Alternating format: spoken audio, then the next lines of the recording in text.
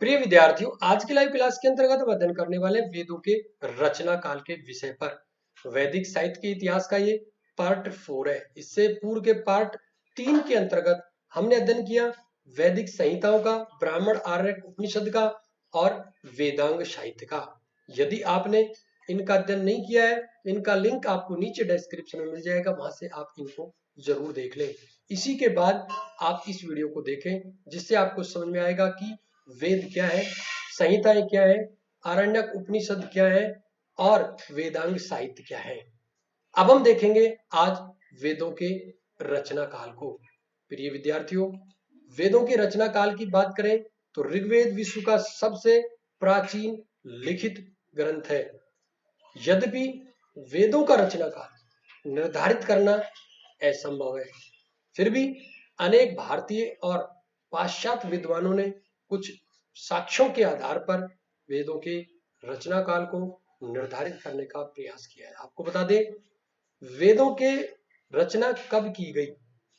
अपना जो आज का मूल टॉपिक है वो यही है कि आखिर वेद कब रचे गए।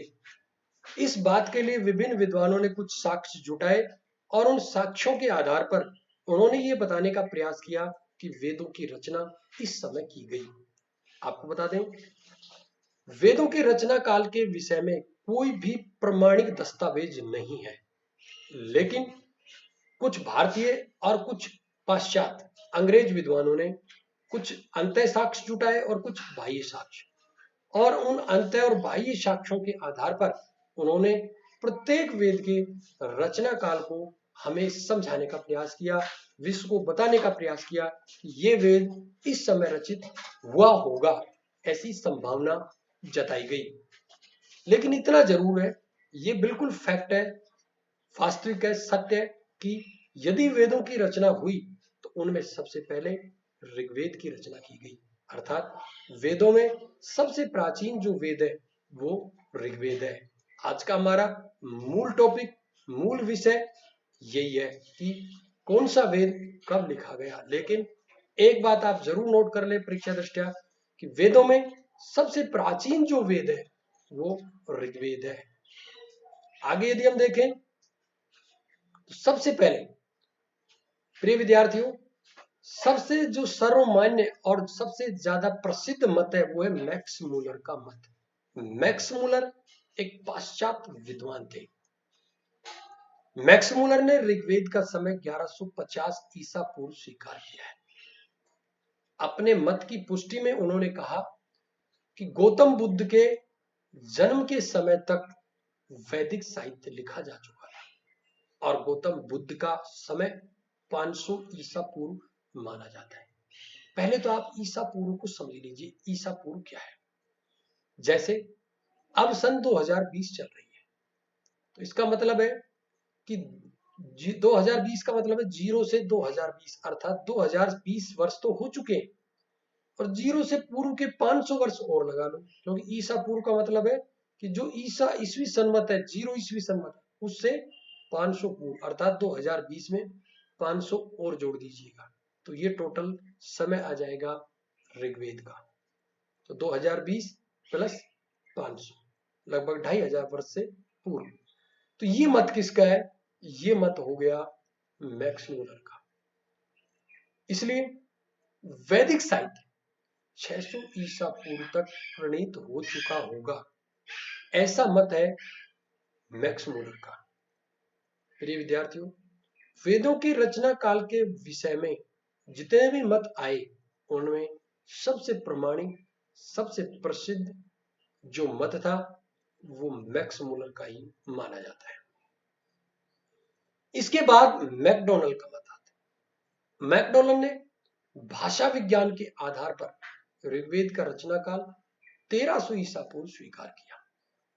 अपने मत की पुष्टि में मैकडोनल्ड ने कहा कि आर्यों की भारत और ईरानी जो शाखाएं हैं वो 1300 ईसा पूर्व के आसपास पृथक हुई थी और इसी समय आर्यों की भारतीय शाखा द्वारा ऋग्वेद की रचना की गई। इतना तो तय है कि ऋग्वेद की जब रचना की गई वो आर्य काल था।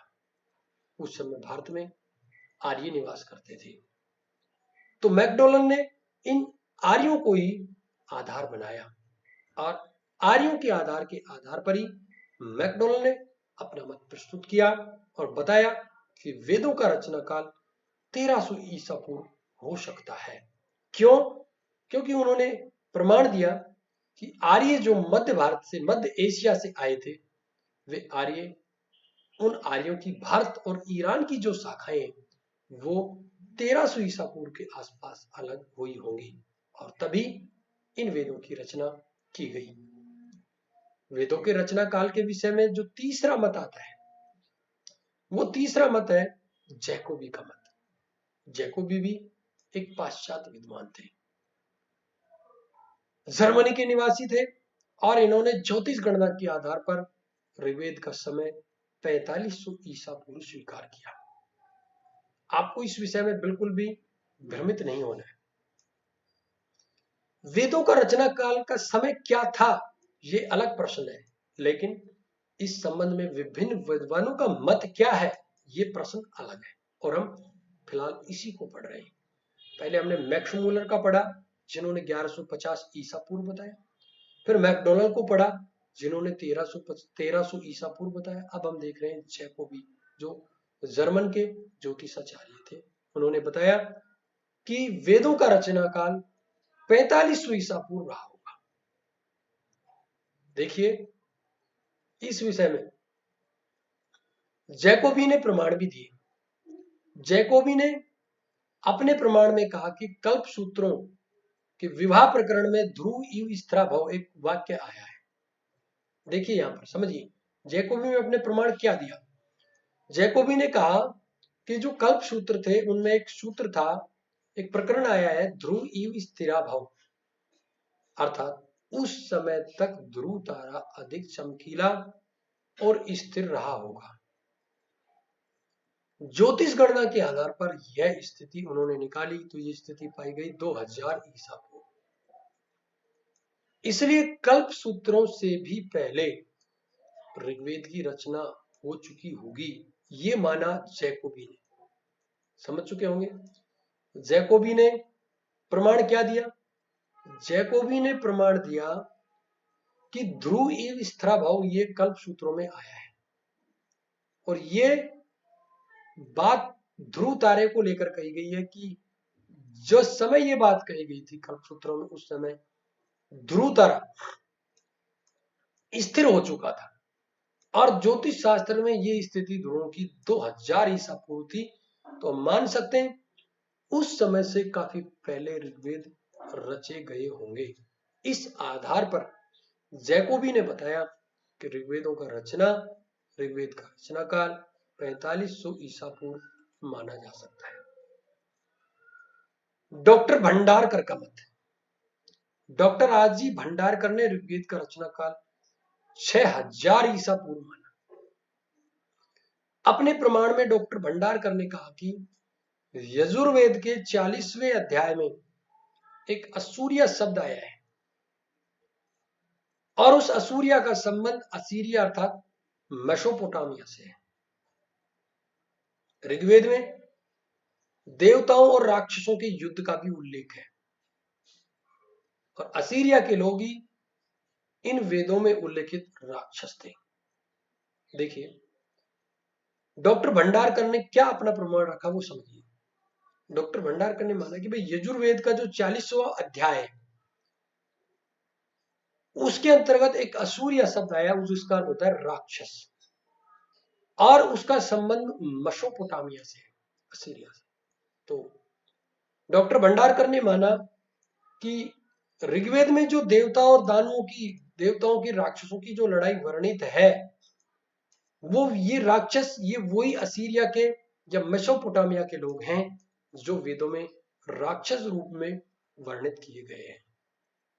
तो ये मत दिया डॉक्टर भंडारकर ने और अपने मत के आधार पर डॉक्टर भंडारकर ने माना कि वेदों का रचना काल 6000 ईसा पूर्व रहा होगा।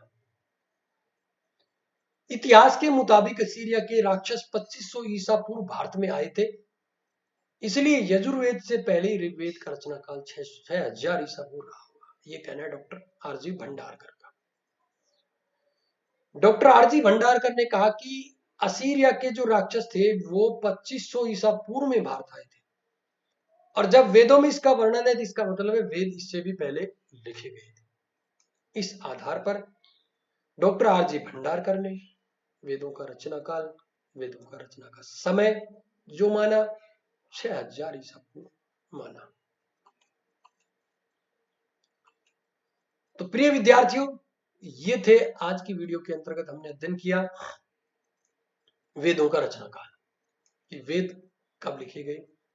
तो हमने क्या पढ़ा इसको मैं एक बार आपके लिए सरसरी तौर पर सरसरी नजर से हम एक बार फिर रिवाइज कर लेते हैं कि लिखित रूप में माने तो सबसे पुराना वेद ऋग्वेद है, इसके लिए किसी प्रमाण की आवश्यकता नहीं है।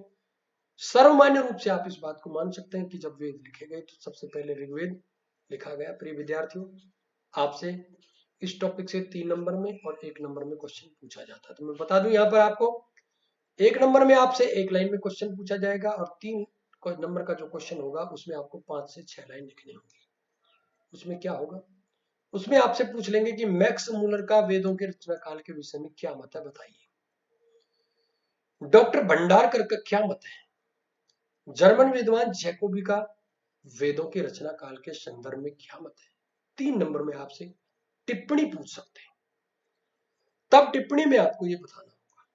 लेकिन इससे पहले आप समझिए कि वेदों का रचना काल, तो सबसे प्राचीन वेद ऋग्वेद, इसमें कोई डाउट आपको नहीं होना चाहिए। अब हम एक एक करके विद्वानों के जो मत थे मैं आपको सरसरी तौर पर बता देता हूं। पहला मत मैक्स मूलर का 1150 ईसा पूर्व माना, गौतम बुद्ध का उन्होंने प्रमाण दिया। एक एक प्रमाण भी याद रखना है। मैक्स मूलर ने गौतम बुद्ध का प्रमाण दिया, गौतम बुद्ध का जन्म 500 ईसा पूर्व हुआ, इस आधार पर 1150 ईसा पूर्व माना मैक्स मूलर ने। मैकडोनल्ड ने 1300 ईसा पूर्व माना, मैकडोनल्ड ने प्रमाण दिया आर्यों का। आर्यों की भारत और ईरानी जो शाखाएं वो 1300 ईसा पूर्व में अलग हुई होंगी, इस आधार पर उन्होंने 1300 ईसा पूर्व माना। जर्मन विद्वान जो ज्योतिषाचार्य जैकोबी थे उन्होंने 4500 ईसा पूर्व माना। जैकोबी का मत थोड़ा इंपॉर्टेंट है। जैकोबी ने ध्रुव तारे को आधार मान करके और वेदों के रचना के समय को बताने का प्रयास किया। भंडारकर का मत 6000 ईसा पूर्व का और उन्होंने प्रमाण दिया असूर्य शब्द का।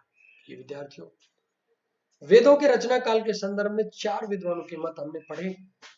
बस 2 बातें आपको याद रखनी है, किस विद्वान ने क्या समय माना और क्या प्रमाण दिया। मैं एक बार चारों को एक बार बता देता हूं। सबसे पहले मैक्स मूलर 1150 ईसा, सबसे पहला किसका मत है, मैक्स मूलर का। मैक्स मूलर ने माना 1150 ईसा पूर्व, प्रमाण क्या दिया, गौतम बुद्ध का। दूसरे नंबर पर मैकडोनल्ड का 1300 ईसा पूर्व आर्यों का।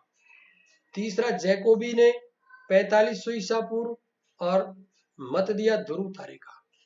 भंडारकर ने 6000 का दिया, असूर्य शब्द को लिया। बस आपको ये 4 बातें, 4 विद्वानों के मत और 2-2 बातें याद रखनी है। आपका 1 नंबर का 3 नंबर की टिप्पणी इसी से हो जाएंगे। प्रिय विद्यार्थियों, वैदिक साहित्य का इतिहास मैं आपको बता दूं।